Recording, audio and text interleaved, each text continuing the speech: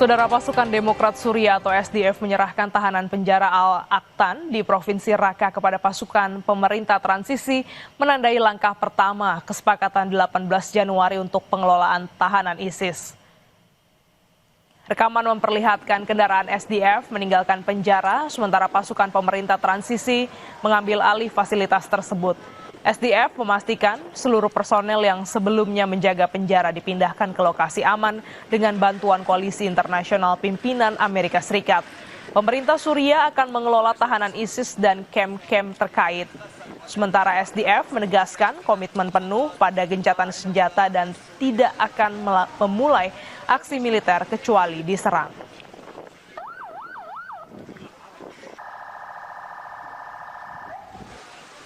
Pasukan Irak memperkuat pengamanan di perbatasan dengan Irak, Turki, Suriah setelah bentrokan antara pasukan pemerintah transisi Suriah dan SDF yang menyebabkan sejumlah tahanan ISIS kabur.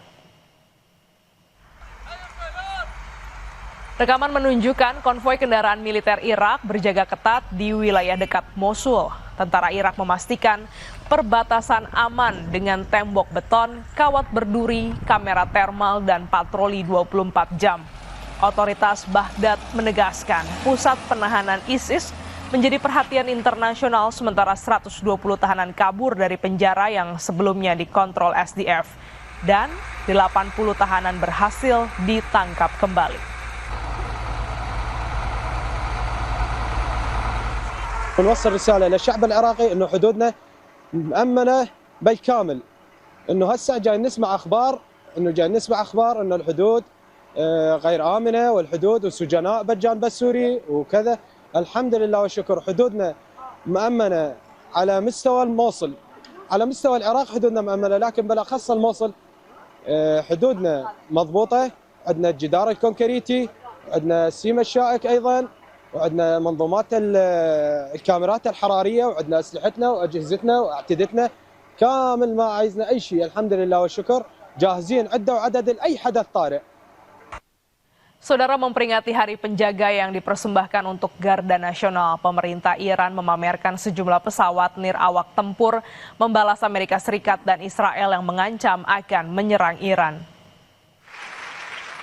Stasiun televisi milik pemerintah menayangkan sejumlah acara keagamaan yang diselipkan pembahasan kecanggihan pesawat nirawak tempur yang dinamakan Shahid yang diyakini mampu menandingi kecanggihan teknologi Amerika Serikat dan Israel. Sejumlah pesawat nirawak juga digunakan Rusia dalam perang, bahkan dihidupkan dalam acara bincang keagamaan tersebut. Ini jadi perang psikologi yang dilakukan Iran membalas pergerakan militer Amerika Serikat ke arah Timur Tengah dan mengancam akan melakukan operasi militer di wilayah Iran.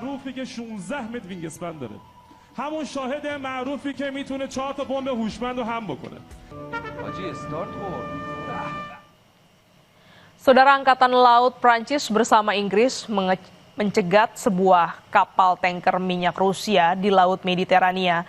Kapal ini diduga melanggar sanksi internasional.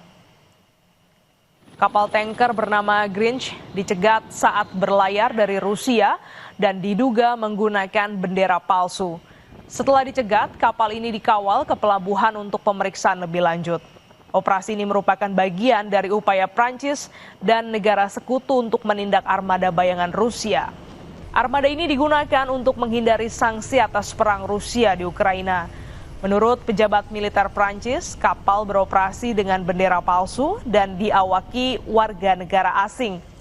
Pencegatan dilakukan di perairan Mediterania Barat dan masih dalam proses penyelidikan.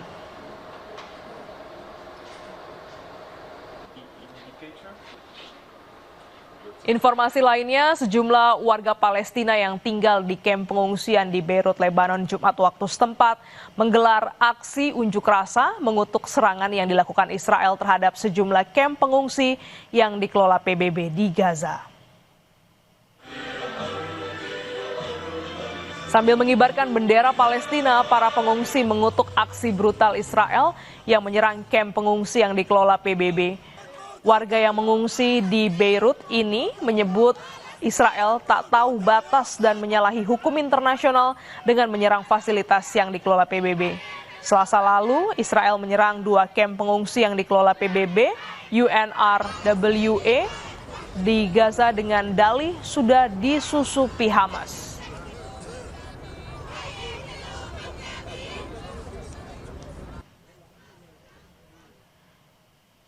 Cuaca ekstrim melanda Yunani, seorang warga nyaris terseret arus banjir saat menyeberang jalan.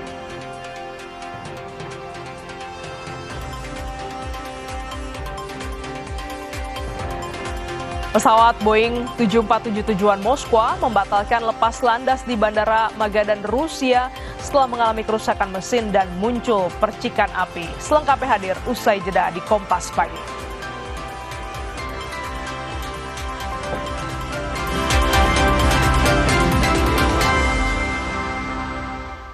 Eredivisie